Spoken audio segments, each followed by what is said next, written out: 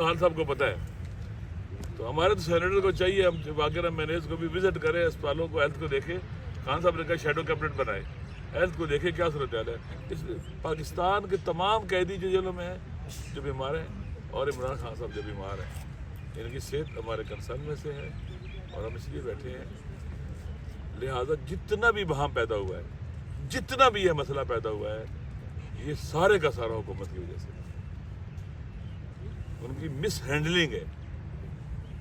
پہلے جب خان صاحب کو اسپتال لائے تو انکار کرتے رہے، نہیں اسپتال نہیں لایا اس کو.